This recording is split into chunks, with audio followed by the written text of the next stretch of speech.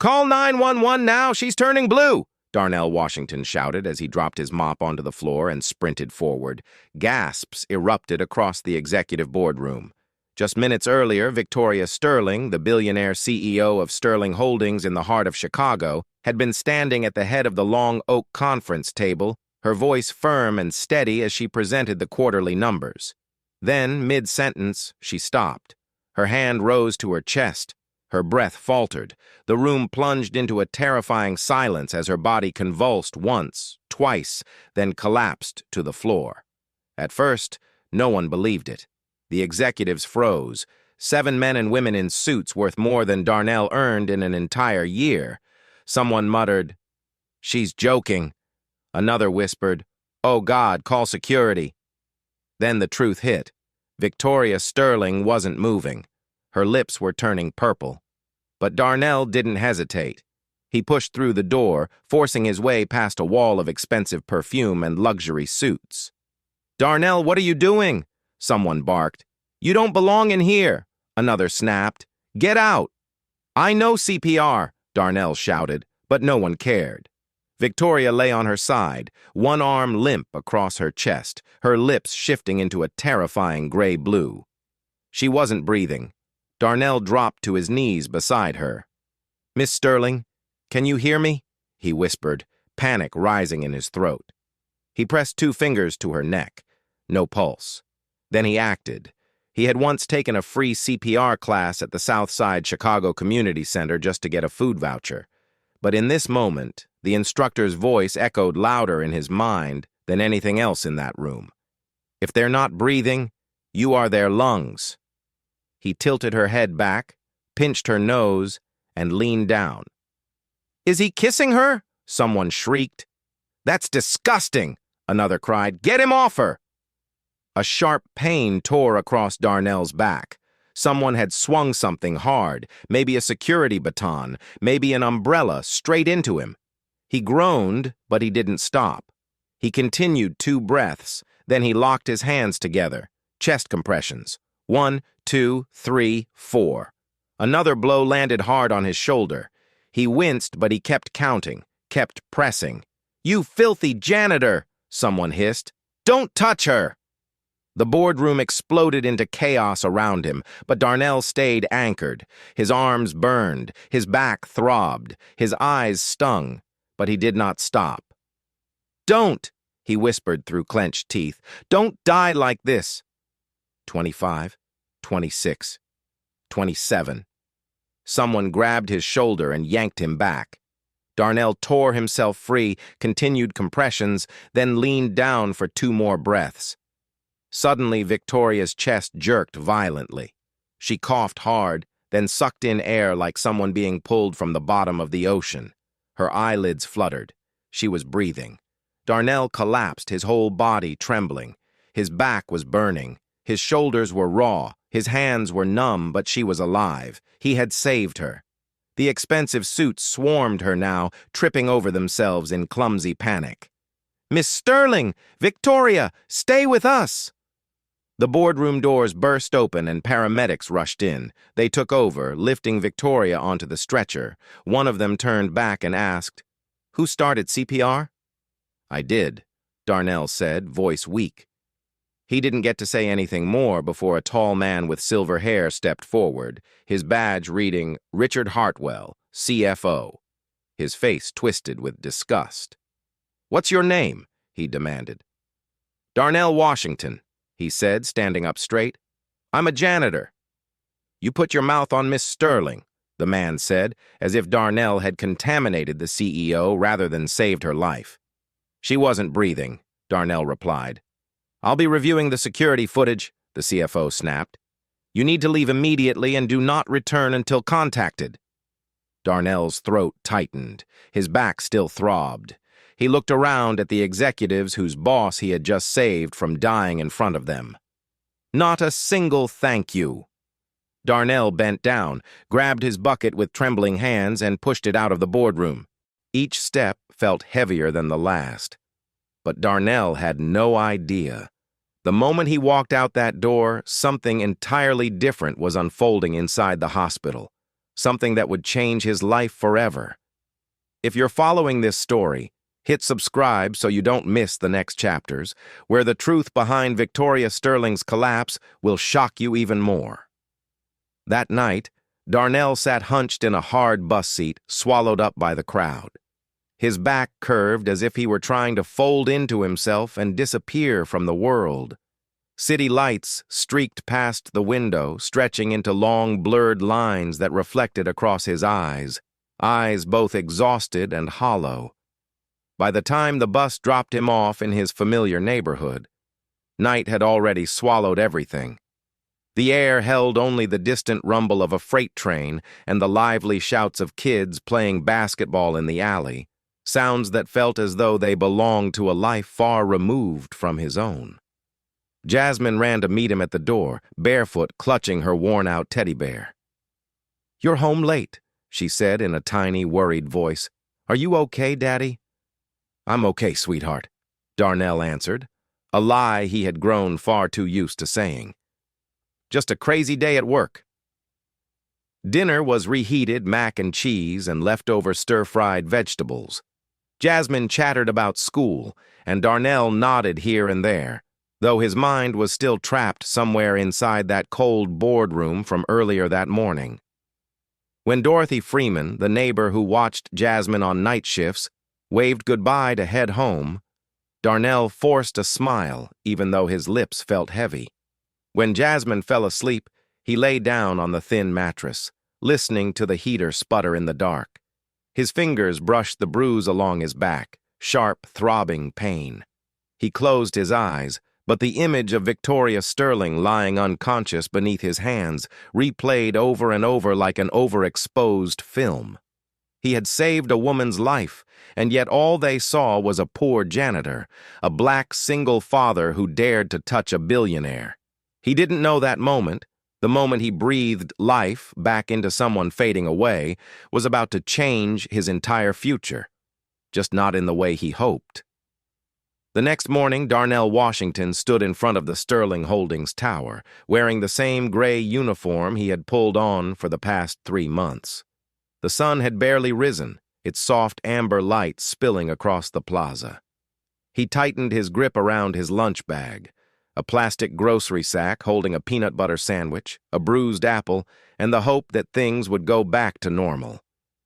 He took a deep breath and stepped toward the revolving door, but before he could touch the handle, an arm shot out in front of him.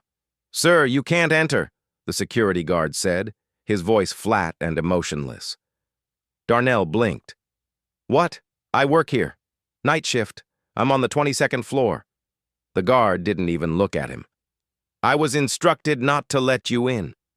A cold shiver ran down Darnell's spine. "Why, I didn't do anything wrong." "Contact Human Resources," the man replied, turning away as if the matter were already settled. Darnell stood frozen at the entrance.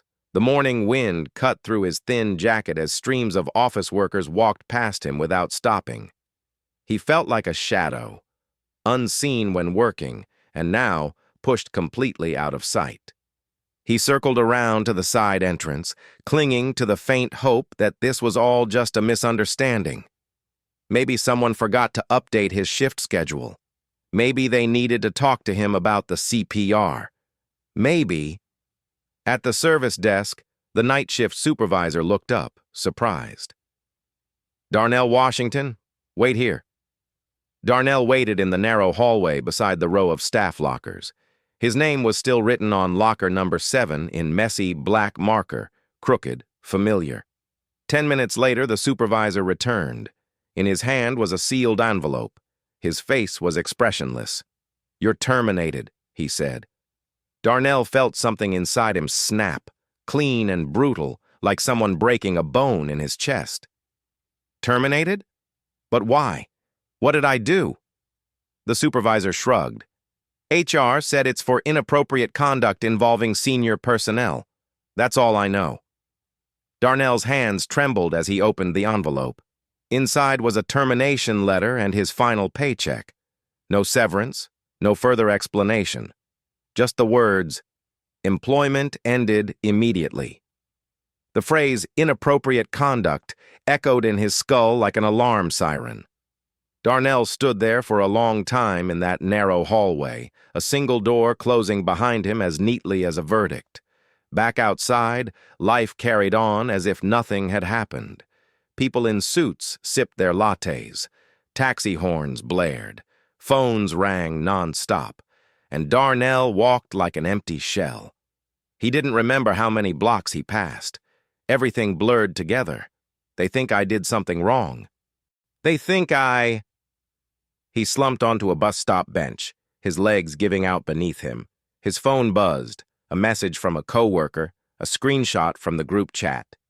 See that? That janitor creep was all over Miss Sterling when she passed out. Looked like he was kissing her. Another. Disgusting. Was that assault? Darnell's chest tightened. His fingers went cold. They had twisted the truth. CPR, the breaths that saved her life. They had turned it into something vile. His phone buzzed again. A blurry security cam still, but clear enough to hurt. Darnell leaning down toward Victoria Sterling.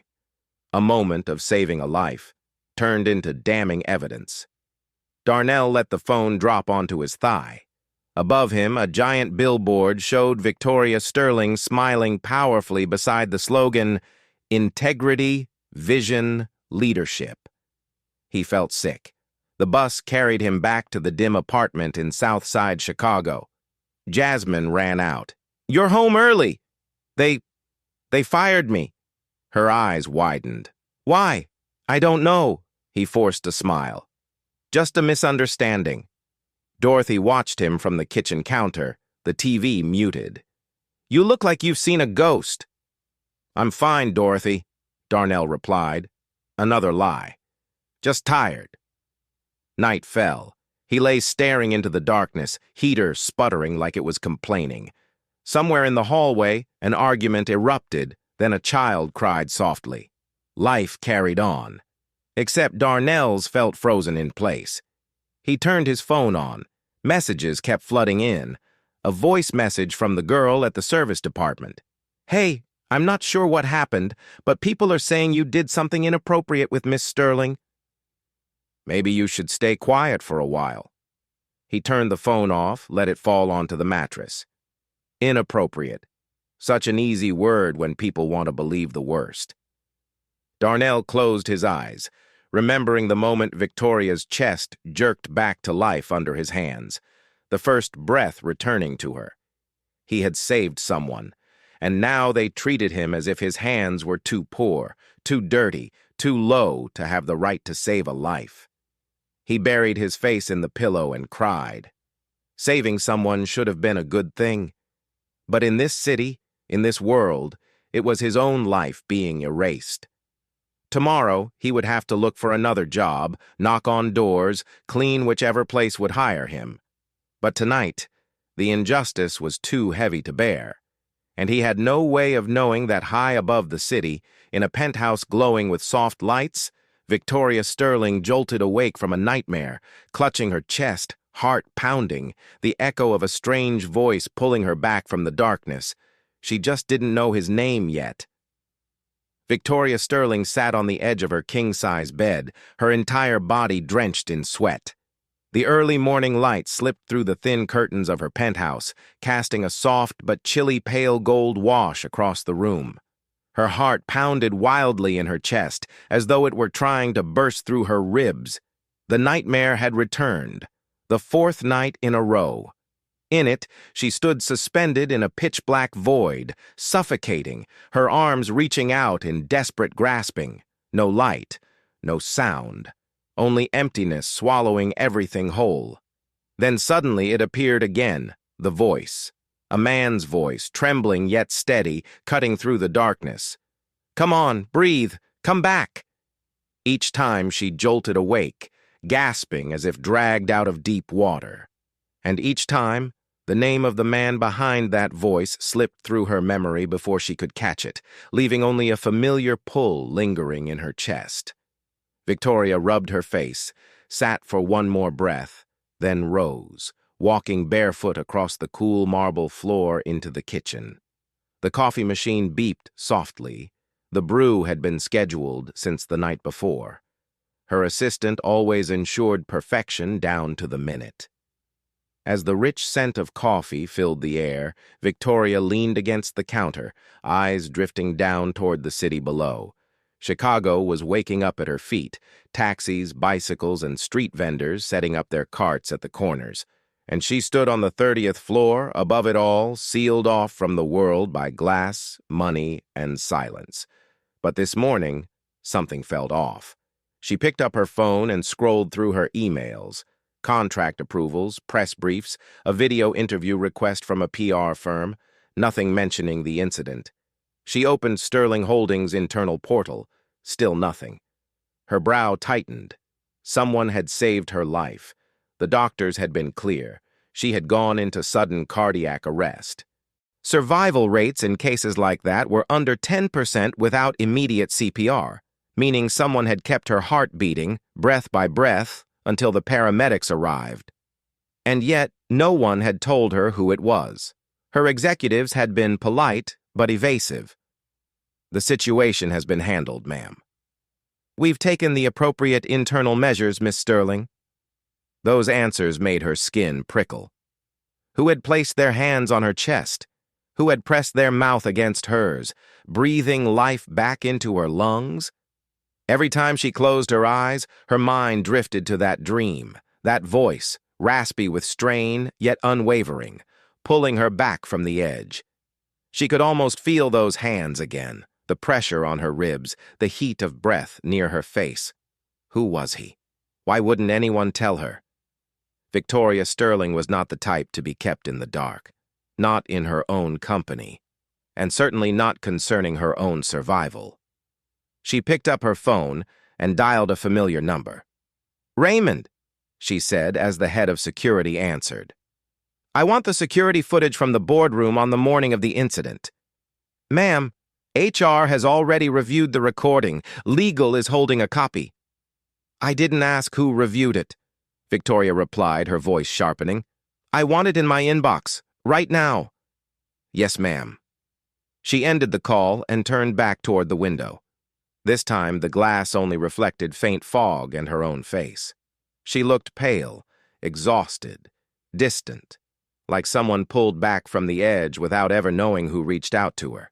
A woman whose life had been returned to her, but not the truth. 20 minutes later, the email arrived. Victoria opened the video file.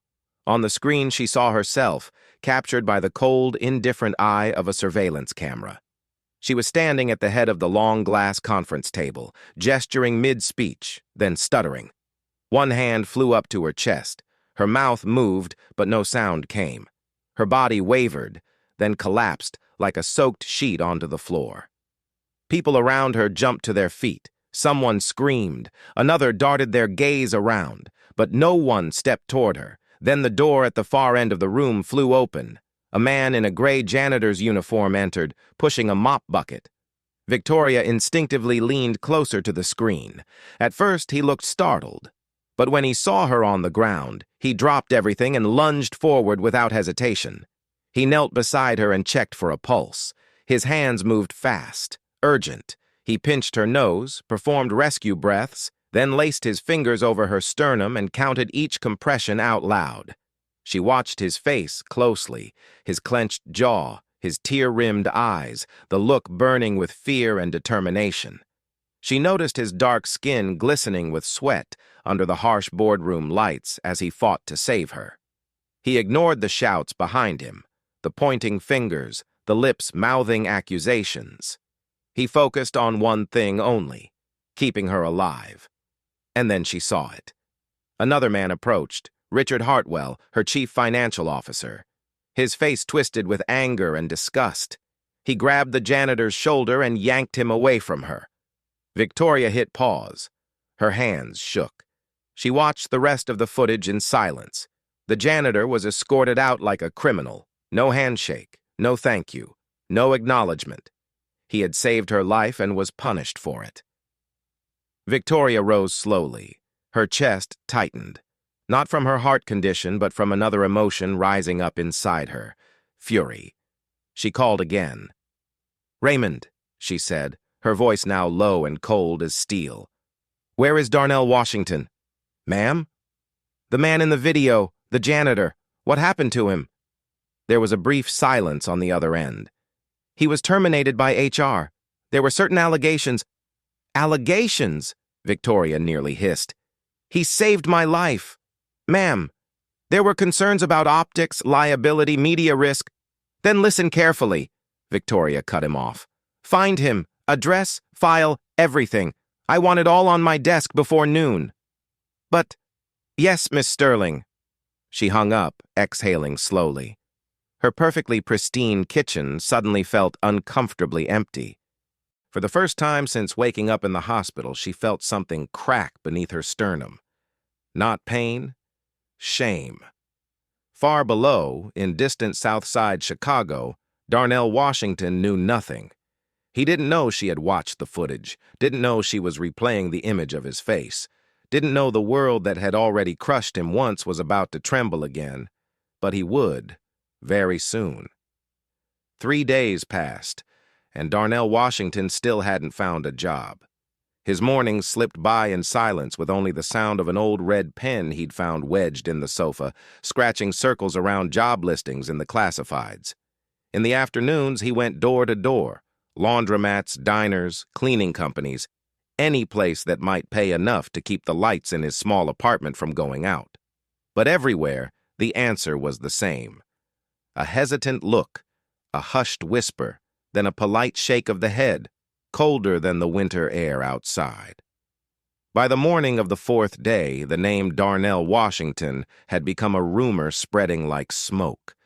At the laundromat on the corner, a young woman folding clothes glanced over at him and said quietly, "You're the guy from that building, right? The one who—" She trailed off when he looked up. "Never mind. It's nothing." Darnell tried to smile, but it never reached his eyes. "It's okay," he said softly. "You can say it.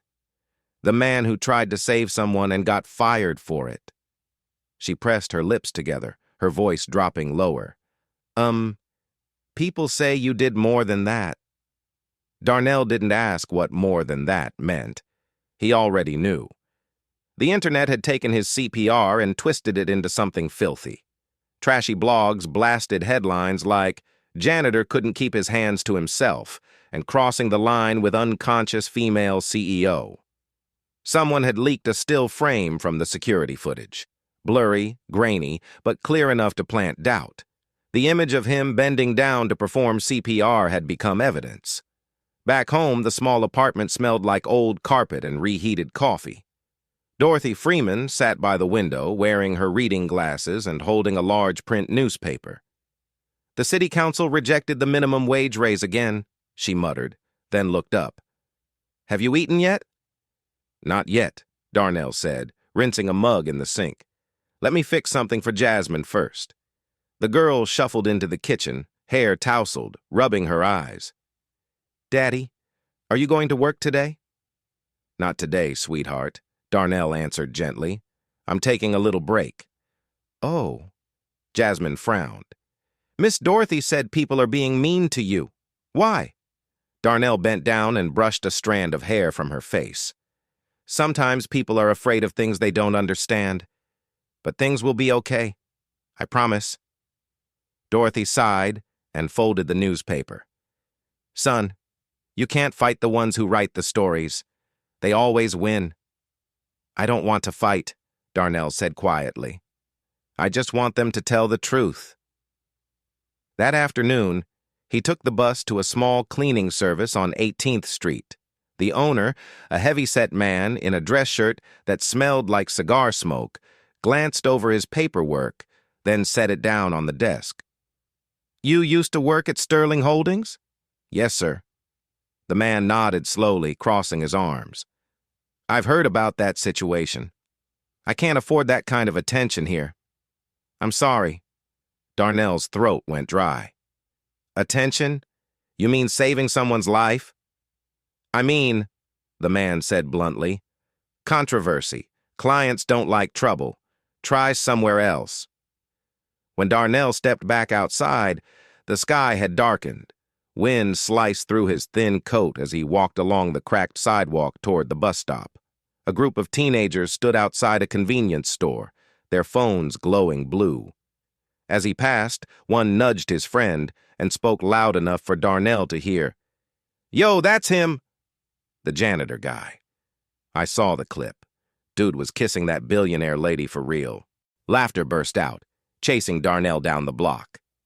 By the time he reached the bus stop, his eyes were burning. He sat down, head bowed, arms wrapped around himself as if he could keep from breaking apart. When he got home, Dorothy was on the phone, her voice tense and hushed. Seeing him, she cupped a hand over the receiver. "It's your sister," she said quietly. "She says people at church are talking. They saw some video online." Darnell closed his eyes. Of course they had. That night, he tried to delete his social media accounts, but every time he did, another fake profile popped up with his picture and vicious captions. "Single dad hunting billionaire. Man who assaulted female CEO." He shut the phone off, sat in the dark. The silence was so deep that the hum of the refrigerator sounded like the only noise left in the world. When he finally lay down beside Jasmine, his body felt like lead. His back still ached from the blows he'd taken in the boardroom. He pressed his hand over the bruise, remembering that sharp, dull sound, the crack of impact, the breath forced out of his lungs. "Justice isn't blind," he whispered. "It just refuses to look down." In the middle of the night, the phone rang. He jolted awake and fumbled to answer. "Mr. Washington?" A voice, sharp, cold, and scripted. "Yes?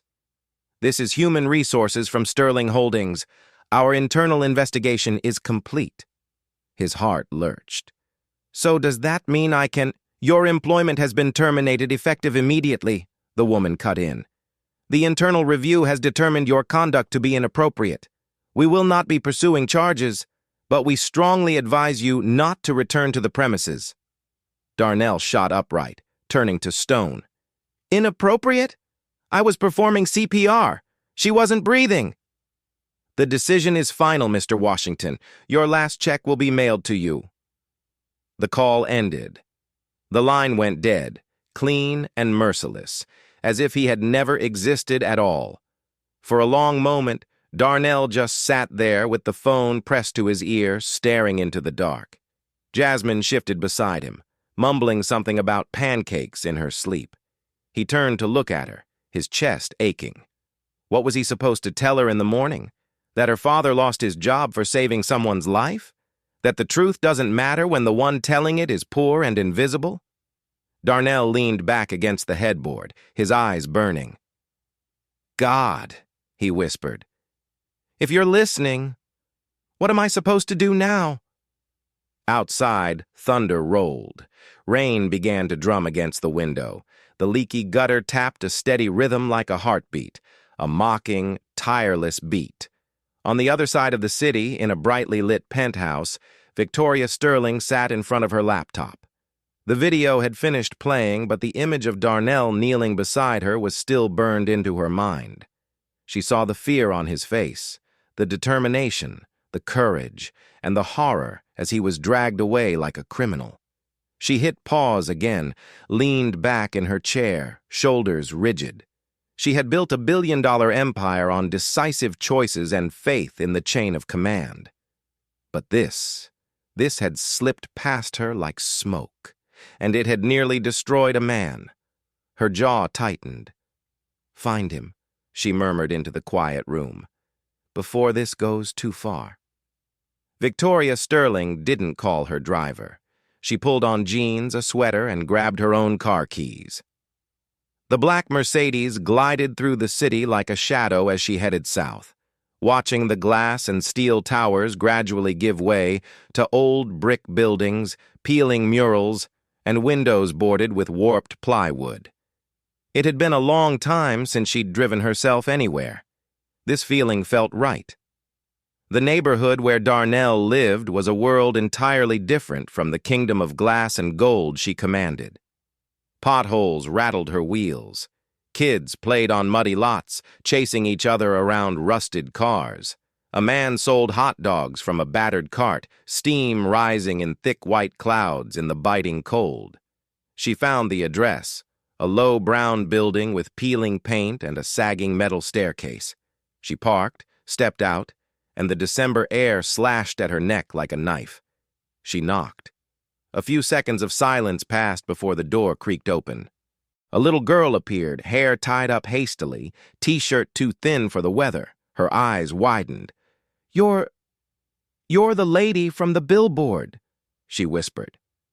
"I'm looking for Darnell," Victoria said, softening her voice. "He lives here, doesn't he?" The girl's face pinched with worry. "He's sick," she said quietly. "He won't get up. I tried making soup. I tried giving him medicine. Nothing worked. He just keeps saying he's tired, then he lies down again." Victoria's throat tightened. "How long has he been like this?" "Since he lost his job," the girl replied. "He stopped eating. He kept saying it's not fair. Then he just stopped." Victoria pushed the door open and stepped inside. The apartment was tiny, faded walls, a heater rumbling but barely warming the room. Darnell lay curled on a thin mattress tucked into the corner, wrapped in 2 worn blankets. His face was gaunt, cheeks hollow, breath frighteningly shallow. She knelt beside him. "Darnell," she whispered, "it's me, Victoria Sterling." He didn't move. She took his hand. It burned with fever. "Call an ambulance!" she shouted toward the hallway. "Now!" The girl stood frozen in the corner, clutching a ragged teddy bear, eyes wide. Victoria squeezed Darnell's hand harder. "You saved my life," she said, her voice cracking. "Now it's my turn to save yours." When the distant wail of sirens began echoing through the street, she looked at the man who had pulled her back from death and understood one thing clearly. This time, she could not let him slip away. The ambulance pulled up in front of the building, lights spinning silently. Paramedics worked fast, asking quick, clipped questions. Victoria barely registered the moment Darnell's limp body was lifted onto the stretcher. All she knew was that she stepped into the ambulance after him without hesitation, ignoring the neighbors peeking out from windows and porches. Inside the vehicle, a paramedic clipped an oxygen monitor to Darnell's finger and wrapped a blood pressure cuff around his arm. "Severe dehydration, fever above 103, shallow breathing." "How long has this been going on?" he asked.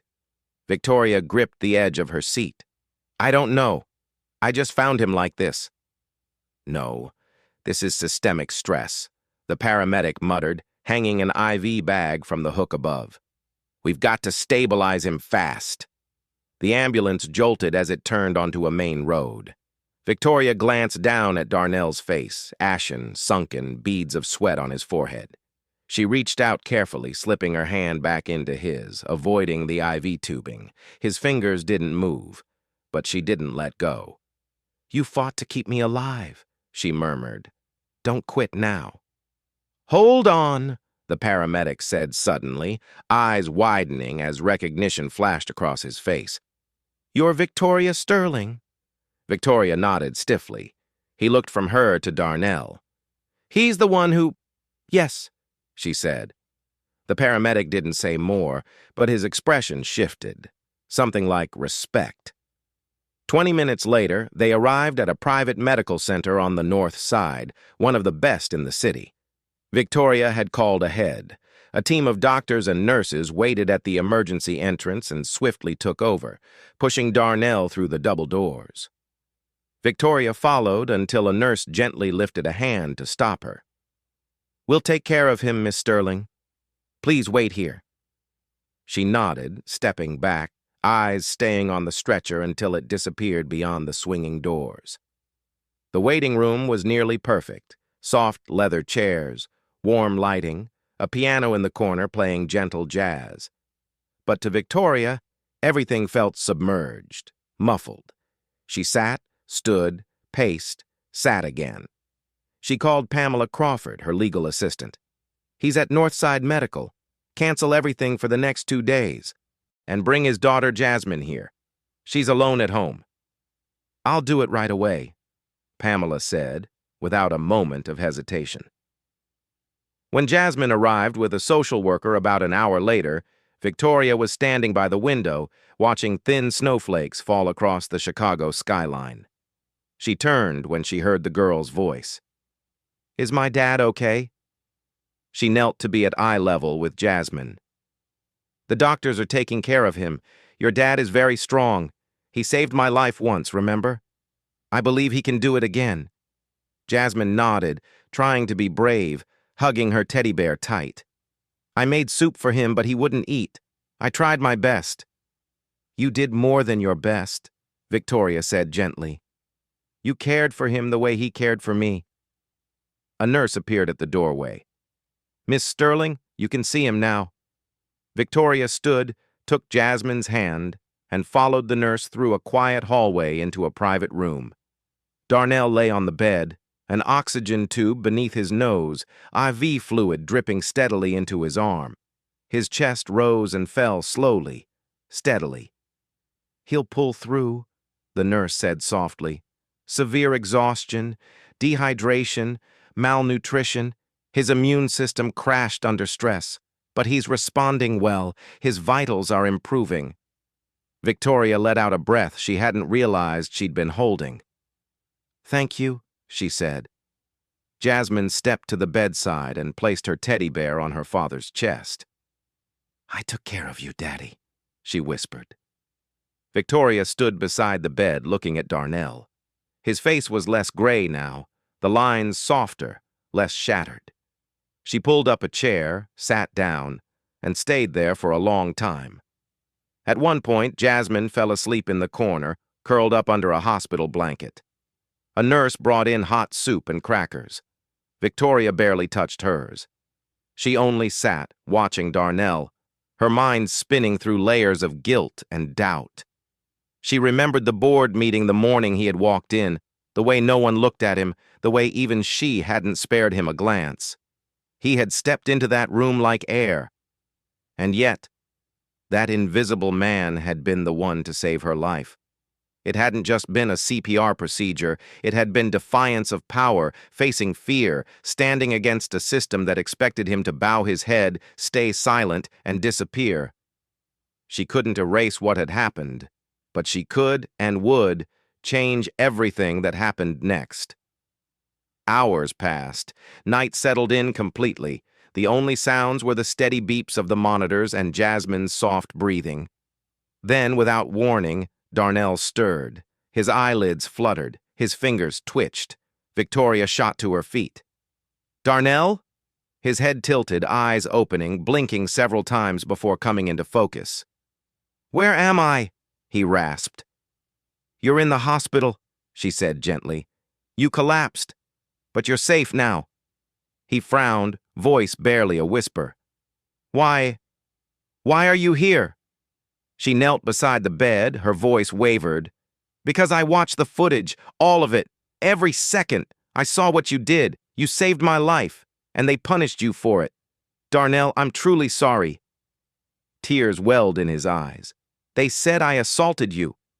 "I know," she answered, jaw tightening. "They lied, and I let them lie on my behalf, but it won't be like that anymore." He turned away, blinking hard. "It doesn't matter. I'm just a janitor. Someone like me. No one believes, no matter what I say." "I believe you," she said slowly. "Not just because I saw the video, but because I felt it. In that moment, you were the only one who did anything. The only one who didn't turn away." Darnell looked back at her, his voice weak but clear. "Then help me. Not just with doctors or bills. Help me be seen. Help my daughter grow up in a world where doing the right thing doesn't mean losing everything." Victoria nodded once, then again, firmer. "I will." She stood, looking at him one more time, then whispered, "You're not invisible anymore." Morning light slipped through the hospital curtains, drawing quiet streaks across the pale green wall. Darnell was asleep, his breathing now steady, his face no longer ashen but softer, warmer. Beside him, Victoria Sterling sat back in an armchair, elbows resting on her knees, eyes never leaving the man who had shaken her entire world simply by doing what no one else had dared to do. All night, she hadn't left the room. The weight of guilt still clung to her shoulders like a wet blanket. Heavy, cold, suffocating. For a woman who had built a billion-dollar empire by making hard decisions and respecting the chain of command, this had slipped through her fingers like smoke, and it had almost swept away an entire human life. She took out her phone and opened Darnell's file. Pamela had stayed up all night piecing together everything she could find, stitching it into a full picture that the rest of the world had carelessly thrown away. Name, Darnell James Washington. Age, 34. Education, high school diploma, 1 year of community college in nursing, dropped out due to financial hardship. Employment history, cleaning services, part-time elderly care, food delivery. Family, 1 daughter, Jasmine. Ex-wife, Charlotte Davis. Charlotte's custody was revoked by the court 3 years ago. Address, Southside Chicago, known for high crime rates, decaying infrastructure, and being forgotten by the city.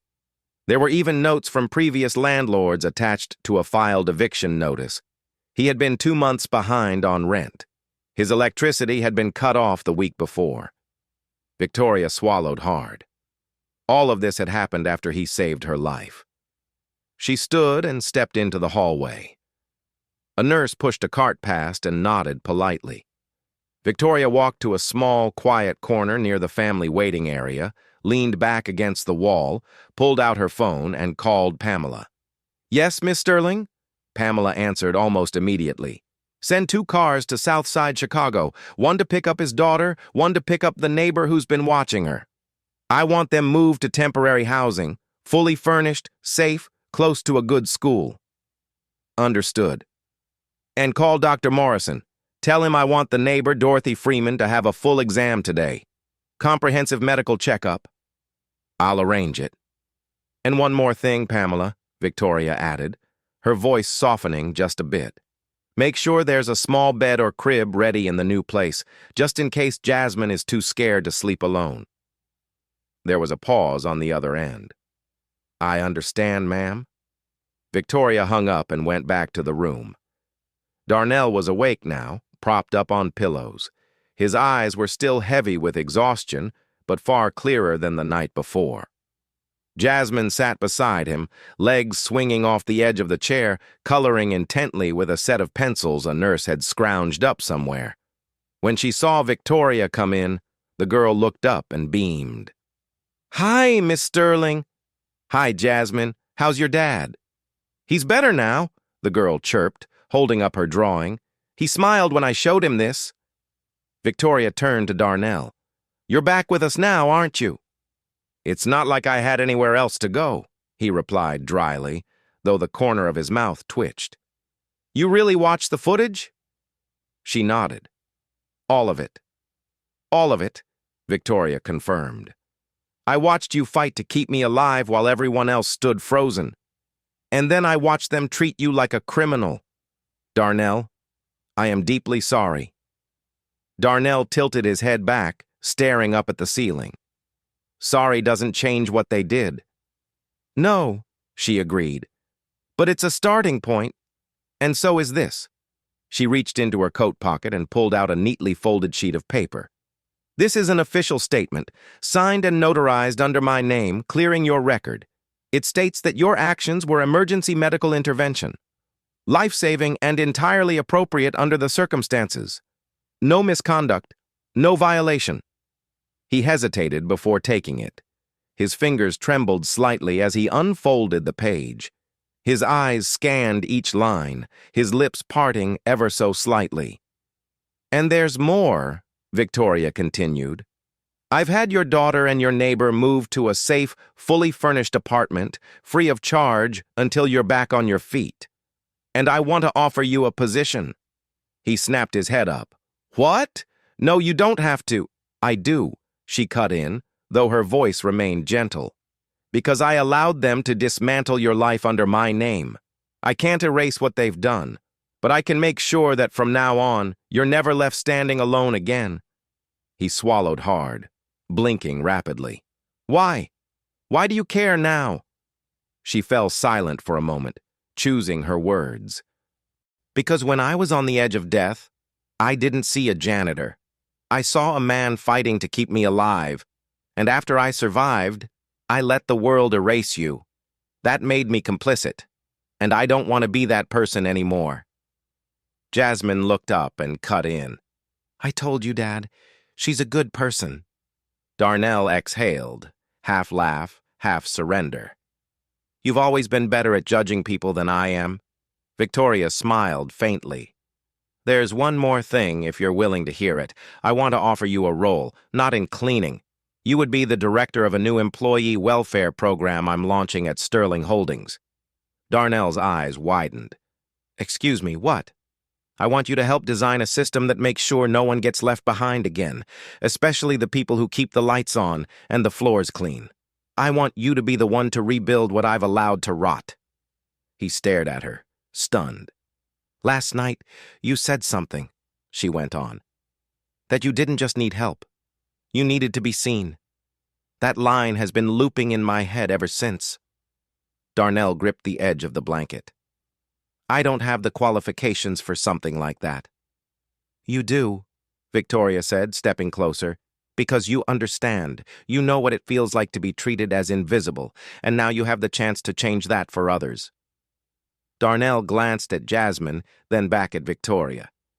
"I need time to think." "Of course," she nodded. "Take all the time you need."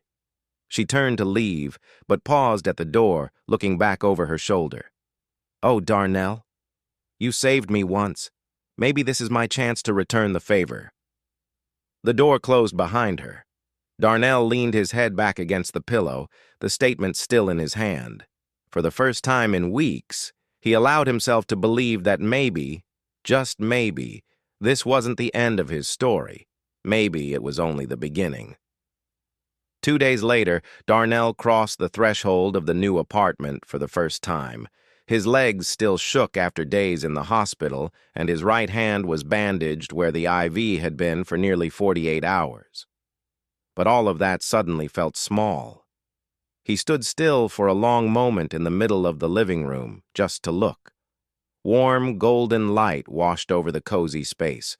No more cracked, peeling walls. No more flickering ceiling bulb that couldn't decide between on and off. No more wheezing old heater coughing in the corner. Instead, there was a beige sofa with clean cushions, a low wooden coffee table, a soft rug underfoot, and curtains matching the walls. The apartment carried a faint scent of lemon mingled with the smell of new fabric, like the scent of a beginning. Jasmine shot past him, eyes wide, laughter ringing. "We have our own kitchen, Daddy. Look, there's even cereal in the cabinet." Darnell blinked, fighting down the salt rising at the corners of his eyes. Dorothy, their neighbor, stepped in slowly behind them, leaning on the new walker the hospital had given her. Her back was still bent, her legs still stiff, but her eyes were brighter than they'd been in weeks. "Oh, my Lord," Dorothy muttered. "I haven't seen a place this clean and decent since your Aunt Beatrice's wedding." Darnell laughed, the sound still shaky but genuine. The three of them stepped fully inside and closed the door, like closing an old chapter. For the first time in a long time, they didn't feel like they were squatting in a place that didn't want them. This time, this was their home. On the kitchen counter sat a welcome package with his name on it. Next to it, a small vase of white daisies. A card was tucked under the vase. "You deserve peace. V.S." Darnell folded the card and pressed it lightly to his chest, as if pinning down a memory. In the days since leaving the hospital, he hadn't seen Victoria in person again, but her fingerprints were everywhere. Private medical care for him and Dorothy, a full-service moving company, pre-booked therapy sessions for Jasmine. The job offer was still sitting in his email inbox. She didn't push. She didn't call to demand an answer. She simply opened a space for him to choose, and right now that was what he appreciated most. He stepped into the kitchen and took in the gleam of stainless steel appliances. In the fridge, there was a loaf of bread, a carton of milk, a pack of eggs, more than he'd had at once in weeks. Jasmine opened a cabinet and pulled out a box of colored pencils. "There's paper too, Daddy. I get to draw again." Dorothy eased herself onto a bar stool at the kitchen counter, her eyes sweeping the room. "Son, you sure this isn't some kind of trap? No landlord is this kind without wanting something back." Darnell turned to her. "She hasn't asked me for anything." Dorothy narrowed her eyes, still skeptical. "No one gives this much without wanting something sooner or later." Darnell was quiet for a few seconds before he answered. "She's not handing down charity. She's giving me back justice. And maybe this is how she's doing it." Dorothy snorted softly. "Justice is supposed to show up before they drag your name through the mud, not after everything's already broken." Darnell didn't argue. He didn't know how to, anyway.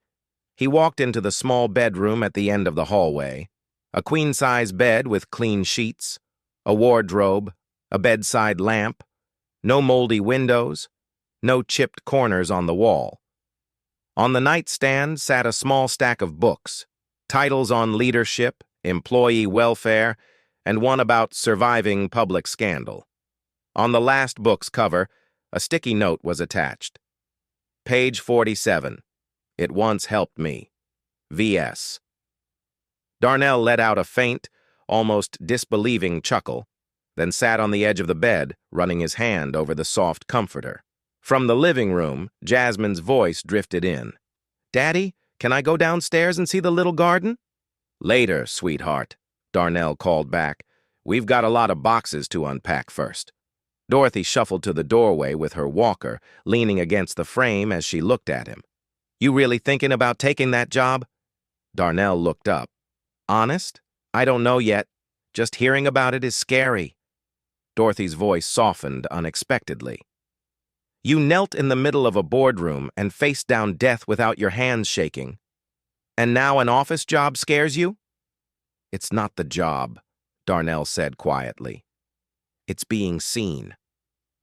That night, after Jasmine had fallen asleep in the twin bed with the dinosaur sheets she'd picked from a catalog, and Dorothy was settled on the couch in the living room, Darnell stepped out onto the small balcony. City lights glittered in the distance. Not so far that he felt cut off, but far enough to remind him how far he'd come in just a few days. He sat down in the wicker chair, pulled a light blanket around his shoulders, and let his thoughts spill freely. The injustice was still there. The rumors online hadn't vanished overnight. People still whispered his name at the corner store. His phone still buzzed occasionally with anonymous messages. But in this quiet moment, he felt something unfamiliar. Hope. Not safety. Not yet. But the sense that things were still capable of changing. His phone buzzed. A new message from Victoria Sterling. "No pressure, but I'd be honored if you'd come see the new office space. It's yours to shape. Whatever you dream up, start there." Below was an attachment. A photo of an empty office floor. Wide windows, sunlight pouring in, freshly painted walls, spotless floors waiting for the first footsteps. Darnell stared at it for a long time. He could almost see it. A place without front doors for the wealthy and back doors for the cleaners. A place where benefits meant more than a bowl of fruit in the break room. A place where voices like his weren't just allowed to exist, but needed. He typed back, "I'll come take a look, one step at a time." His fingers hovered, then he added, "Thank you for giving me room to breathe." He set the phone down, leaned back, and closed his eyes. And for the first time in weeks, Darnell slept without waking in fear. Next Monday, Darnell stood in front of the gleaming glass building in River North. The wind carried the smell of freshly roasted coffee, and the sidewalk was still glossy from the rain. He adjusted his scarf and looked up at the sign. Sterling Holdings Executive Annex. Pamela's message was still there. 3rd floor. Elevator on the right. She'll be waiting. As he stepped into the lobby, Darnell could clearly feel eyes on him, but this time it wasn't suspicion or wariness. It was recognition. The security guard nodded at him. The receptionist smiled warmly. Just small gestures, but to Darnell, they were the kind of acknowledgement he had never truly had before. The elevator chimed. The doors opened, lifting him to a completely empty open floor. Only flooded sunlight and a wide view of the river in the distance. Victoria Sterling stood by the window, coffee cup in hand. "I was starting to wonder if you'd changed your mind," she said, still looking out. "I almost did," Darnell admitted. "Twice, right before I walked out the door. But I'm very glad you came anyway." Darnell walked slowly around the space. "This place feels different, less cold." "That's intentional," she replied. "This entire floor is yours for the new department." "Still trying to convince me to take the job?" He raised an eyebrow. Victoria smiled. "I just want you to know this door is open. And if anyone deserves to design an employee welfare program, it's someone who knows what it feels like to be overlooked." Darnell looked out through the clear glass, the river glinting, boats moving beneath the bridges. "I've never had an office. The only keys I ever owned were for a supply closet and a mop cabinet." "Then it's time you had another key," she said calmly. "Why are you really doing this?" he asked, this time looking straight at her. Victoria didn't look away. "Because when I was lying on that floor right between life and death, I realized I didn't deserve half the respect people gave me, not the way you did. Power without responsibility is just an illusion, and I've had enough of that illusion." She pulled out a thick sketch pad and a marker. "All of this is yours." Darnell opened to the first page, completely blank. He took the pen and drew a breath. "I want windows in every working room. Real light. No more break rooms that look like broom closets. And I want a real welfare fund, transportation support, childcare, rent assistance, not just a couple of yoga classes for the sake of pretty photos." Victoria scribbled notes quickly. "You're demanding." "I'm not here to demand," Darnell said, his voice firm. "I'm here to build." An hour passed. The sketch on the table was filled with boxes and arrows, support office, counseling rooms, a space where employees could wait for their kids, a quiet area for night shift workers. "So am I supposed to take this as you saying yes?" Victoria asked. "I'm saying yes," he nodded. "Not because I want to work for you, but because I want to work for the people you and this whole system used to forget, people like me." "That's the best yes I've ever heard," she replied. Darnell paused at the doorway and turned back. "Thank you, Victoria. Not just for the job, but for choosing to see me." "I should have done that sooner," she said quietly. "We all see things too late at some point." He smiled. "What matters is what we choose to do once we finally see them." Across the city, in a dim conference room lit only by warm yellow lamps, Richard Hartwell poured bourbon with a trembling hand. The news had already reached him, and it made him feel sick. Victoria was building a new department, and she had just put him in charge of it. That janitor. Richard glanced down at his phone. The image hit him full in the face. Darnell standing beside his daughter in the press release. The headline screamed, "Sterling appoints Darnell Washington as Director of Employee Welfare Initiative, a step toward justice in the workplace." Richard's jaw clenched, veins standing out along his neck. For years, he had been the one crafting this HR ecosystem. Quiet firings, hush agreements, files pushed into the dark. And now, a man from the supply closet had been handed a chair Richard had always seen as an extension of his own power. He dialed a number. "It's Hartwell. I need something done quietly. Off the books." The voice on the other end was low. "Go on. Find me anything on Darnell Washington. Old debts, erased records, juvenile offenses. Anything. I want him discredited. That's going to cost you. I didn't ask the price, Richard growled. I asked if you could do it. The next morning, rain hammered the windows like impatient knocking. Darnell stood by the sink, holding a mug of cold coffee without realizing it. There was a strange feeling in his chest, as if something was waiting for him, and it wasn't good. His phone buzzed, a message from Pamela. Call me now. Something's up. Darnell dialed immediately. There's been a leak. Pamela got straight to the point. Your old eviction records, hospital papers, even a sealed juvenile misdemeanor, someone's trying to smear you. Darnell. Hartwell, Darnell said softly, without needing to think. Victoria is furious, Pamela added. Let her be, he replied, his voice oddly calm. I'm not hiding. When he arrived at the Sterling Annex, the air was strung tight like a wire. Rumors had raced ahead of him by miles, but Darnell walked in with his head held high. On his desk lay a bright bouquet of sunflowers and a handwritten card. The truth is always louder than the noise. Keep walking. V.S. Within an hour, he requested an all-staff meeting for the annex. The room filled quickly. Administrative staff, security guards, cafeteria workers, maintenance crew, day shift cleaners, night shift cleaners. Darnell stood in front of them with no notes, no slides, just his hands trembling slightly.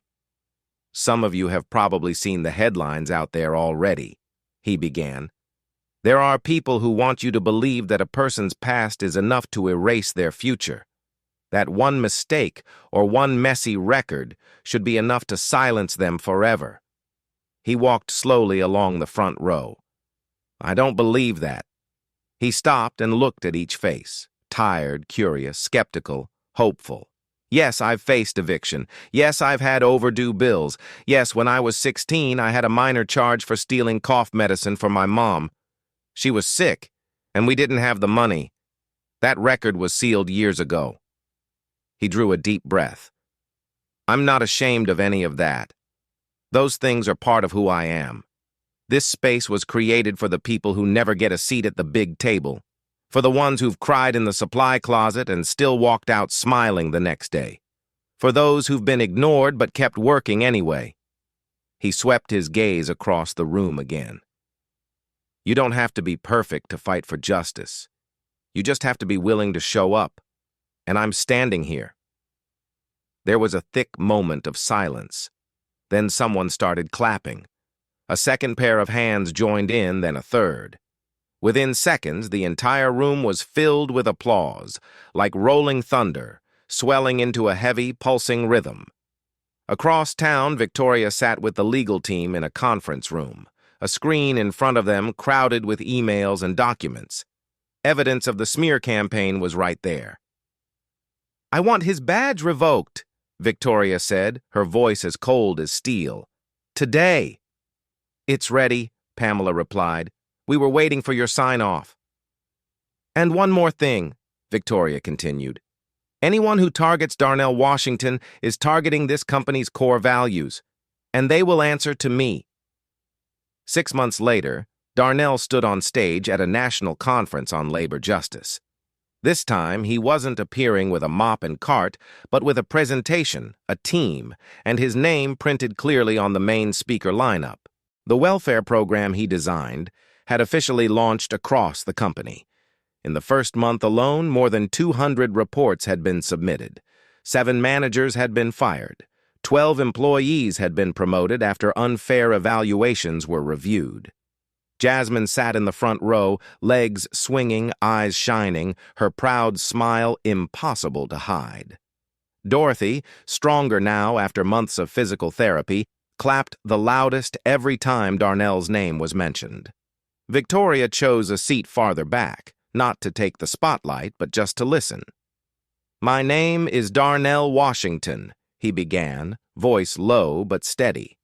And I'm not the kind of flawless hero you usually see on posters. A few soft laughs rippled through the room. I don't have a spotless record. I wasn't born into wealth. I was a janitor, a single dad, A black man who saw something wrong and decided not to look away. I didn't decide to speak up because I wanted attention. I did it because there are real people being hurt, ignored, manipulated, stripped of their voice. People like me. If that makes me troublesome, then I hope more of us are willing to stand up and cause that kind of trouble. When he finished, Jasmine didn't wait a second. She ran straight onto the stage and threw her arms around him. "You did so well, Daddy," Darnell laughed, pulling her close. "We did well, sweetheart. This is for all of us." Victoria walked up as the applause still rolled through the hall. "You've changed this company, Darnell. Not just the people, but the culture," she said. "We've still got a long way to go," he replied. "Yes, but at least now, we're walking in the right direction."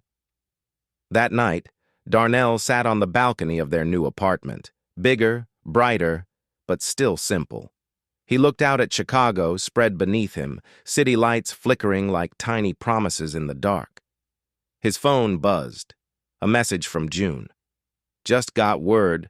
We've been asked to consult for 3 more companies. They want to apply the model you built."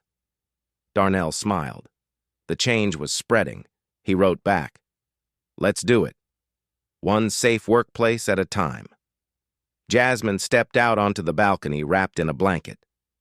"Are you cold, Dad?" "No, sweetheart." He pulled her into his lap. "I was just thinking how sometimes the worst things that happen to us are the ones that lead us to the best things." Jasmine curled up against him. "So now are you happy?" Darnell held his daughter tighter and looked out at the breathing city. "Yeah, baby. Finally, I'm happy."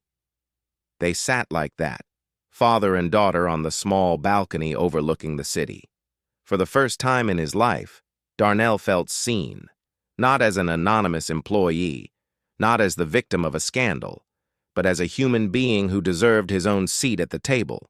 And he knew that from here on, he would use that seat to make sure others got theirs too. The journey of Darnell Washington shows us that courage isn't always loud, grand gestures. Sometimes it lives in small but unwavering choices, choosing integrity over convenience, speaking up instead of staying silent, standing tall when the world wants you to bow. This story reminds us that justice doesn't ask for perfection. It asks that we refuse to let fear define our truth. No matter where you come from, no matter how the world sees you, your voice still matters. And when that voice is used with clear purpose and steady conviction, it can become a force strong enough to change an entire system.